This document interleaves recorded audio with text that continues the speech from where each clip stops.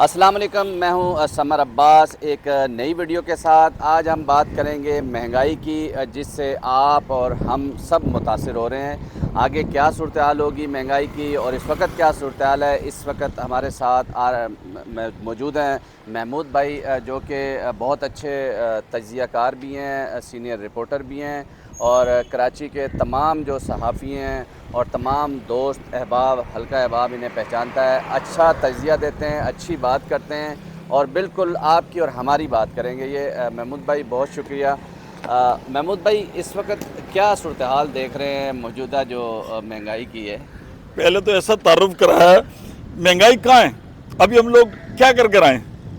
ہم جناب، ہمارے کیمرہ مین سمر بھائی اور ہم لسی پی کر آئے ہیں۔ جو لسی ہمارے بچپن میں 2.5 روپے کی آدھا گلاس ملتا تھا اور ہم آدھا پیتے تھے، اس لیے کہ 6 روپے نہیں ہوتے تھے۔ اب آپ یار 300 روپے کی لسی پی کے آ گئے۔ بھائی کوئی مہنگائی نہیں، بے حس قوم، بے حس حکمران، ہر چیز بے حس۔ 800 روپے کا برگر، 160 روپے کلو دودھ، 120 روپے کی ڈبل روٹی، 200 روپے درجن انڈے۔ سبزی کے ریٹ بھی اب چوروں کی طرح پاؤ میں بتاتے ہیں کہ کلو بتائیں گے نا 320، وہ کہے گا ہے 320، وہ بڑے آرام سے کہتے ہیں 80 روپے پاؤ۔ اب ہم جیسا فوراً کرے گا نا بھائی 8 چوک 32، 320 روپے کلو، تیرے کو بتاتے ہوئے کیا جا رہا ہے؟ عوام کے پاس پیسہ منڈ کے رہے۔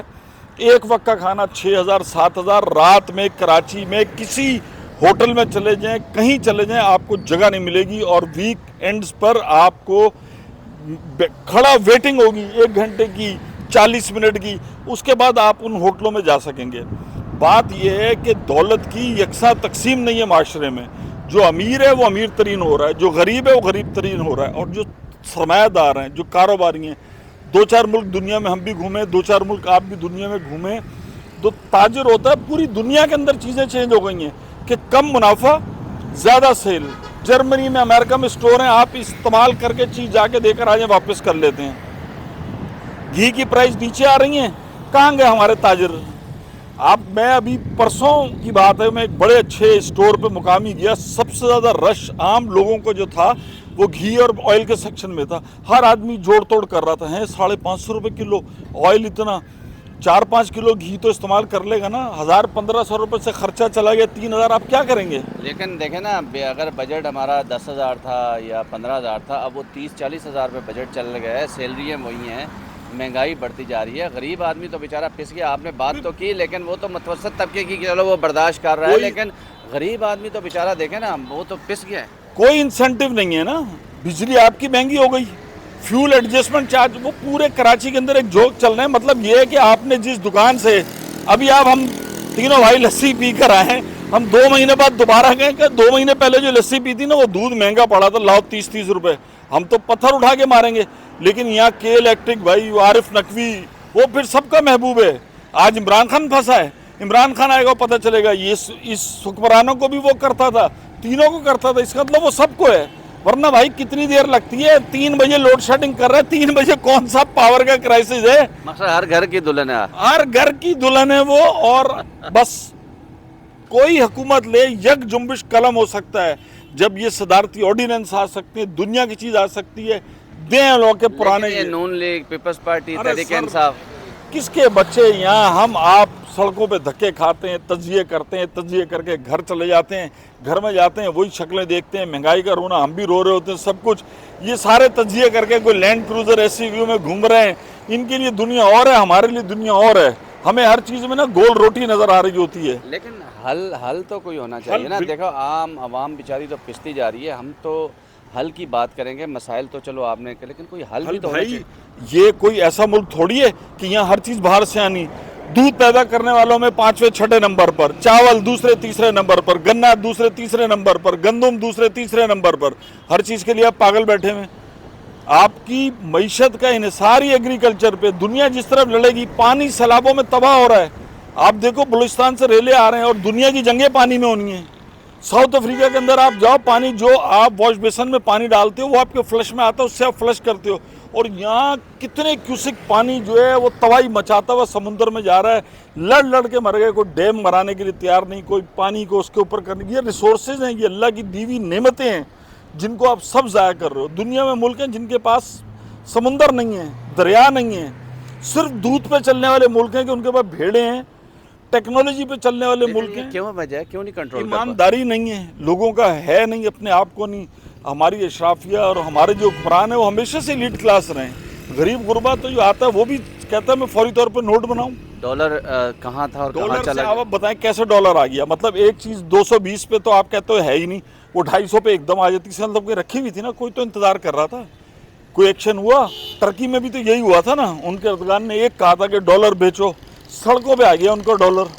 انہوں نے ایک ملک کے اندر ایک نیشنل ہوتا ہے، یہاں پہ بھی کروڑوں اربوں ڈالر پڑے ہوئے ہوں گے گھروں میں، سوٹ لیکن کیسوں اب تو میں نے اس دفعہ تو دیکھا ہے ڈالر، چلو مہنگائی کے ساتھ ڈالر بھی، لیکن ہر طبقہ متاثر ہو رہا ہے. دیکھیں بارشوں میں، اب کراچی کی بات کر لیں، انفراسٹرکچر کی بات کر لیں، تو جہاں ہم موجود ہیں ڈی ایچ اے یہ اور کچی آبادیوں کا ایک ہی حال تھا. آپ دیکھیں نا، بارش ہر جگہ ہوتی ہے. بارش ابھی جو ہے نا قطر کے اندر سیلاب آئے ہوئے ہیں اور بڑی طوفانی بارش ہوئی ہے، یو اے ای میں بارش ہوئی ہے. مسئلہ یہ ہوتا ہے کہ آپ کا انفراسٹرکچر کتنا ہے. جب آپ کی بارش ہے، سڑکیں جو انگریز کی بنائی ہوئی سڑکیں ہیں وہ ابھی تک نہیں ہیں. آپ ذرا ایم اے جناح روڈ جس کو بندر روڈ کہتے ہیں، جا کے ذرا ایک گڑھا تو کھودتے دکھائیں اس روڈ پر. وہ پانی آتا ہے، پانی جاتا ہے، نیچے سے پتھر کی چمچماتی ہوئی روڈ نکل آتی ہے. بنس روڈ پہ جائیں، نیچے سے روڈ نکل آتی ہے. پاکستان چوک پہ جائیں اور جو ہماری بنی ہوئی روڈ ہے وہ ٹھیکیدار کو بھی نہیں پہچانتی. جب ایک دفعہ بارش کا پانی چلا جائے نا، کہیں 1 فٹ کہیں 1.5 فٹ، کون کوئی تو ہوگا نا. یہ تو سنا ہے، کوئی دوست کہہ رہے تھے یہ تو بار بار کمیشن کے چکر میں جو نکل لیتے ہیں، دعائیں کر رہے ہوتے ہیں کہ زیادہ بارش ہو تاکہ سڑکیں. کمیشن دے کے کام لیا تھا ٹھیکہ، اور کمیشن دے کے ہی وہ ٹھیکہ پاس کرا لیا.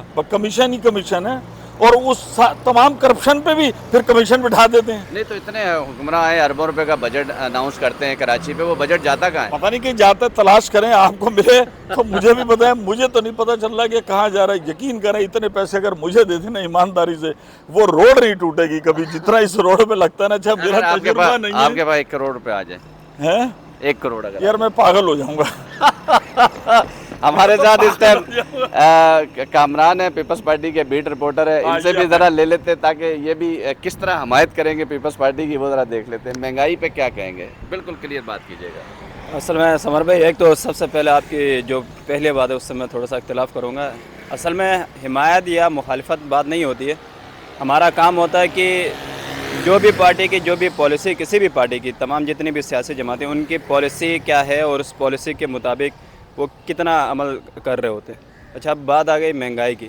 دنیا میں اگر آپ جتنے بھی ترقی پذیر ممالک ہیں، اگر آپ ان کو دیکھیں تو ان تمام ملک جو ممالک ہیں ان کا ایک نظام ہوتا ہے. آپ کا کیپٹلزم ہے، سوشلزم ہے، آپ کا کوئی بھی مطلب اس ملک کے اندر نا ہر 5-10 سال میں ایک تجربہ کیا جاتا ہے. بھائی آپ ایک ہی طریقے سے یا تو جمہوریت یا تو ماشاء اللہ چلاؤ. اب مہنگائی کی مطلب یہ سارے پچھلے 10-12 سال سے تو پیپلز پارٹی کی گورنمنٹ ہے نا، پولیٹیکل سیاسی گورنمنٹ 15 سال سے چل رہی ہے نا.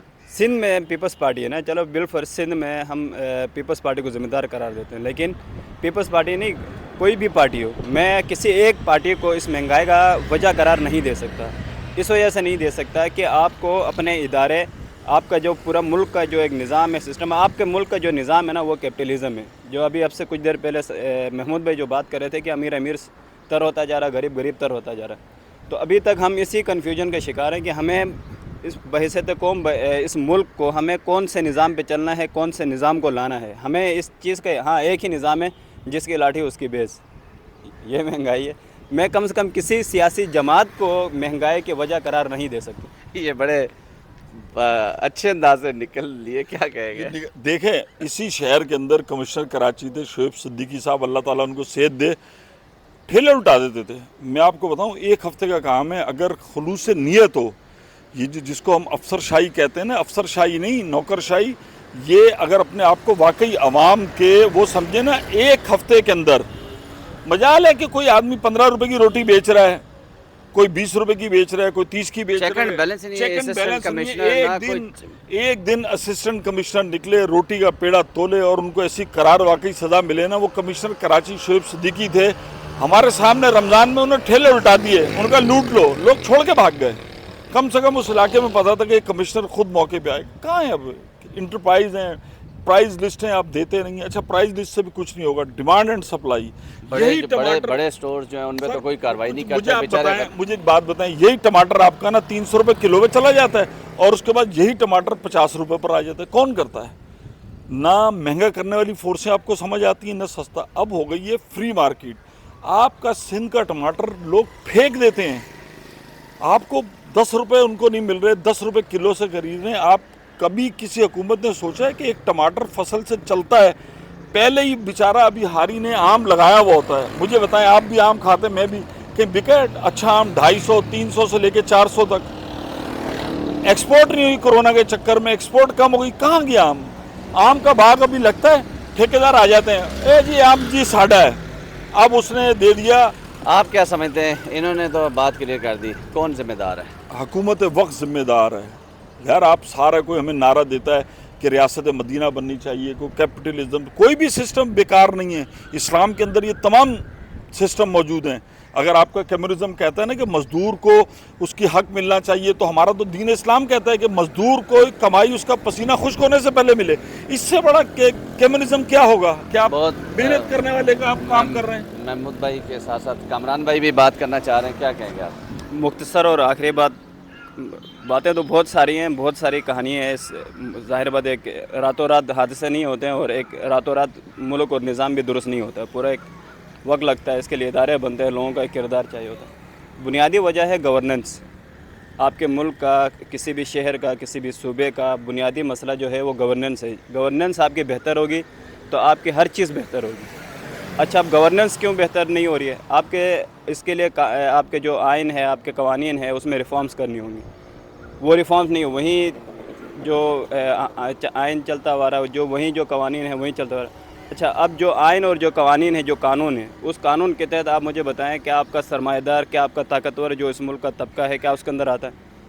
अब महंगाई हो या जो एहतसाब की बात होती है, एहतसाब, लेकिन अभी तक तो एहतसाब में पिछले कई दफ़ा सुन रहा हूँ, एहतसाब हो रहा है। किसका एहतसाब हो रहा है? पता नहीं है किसका एहतसाब हो रहा है। एहतसाब तो एक ऐसा टूल है जो इस्तेमाल हो रहा है, एहतसाब नहीं हो रहा है, एहतसाब इस्तेमाल हो रहा है।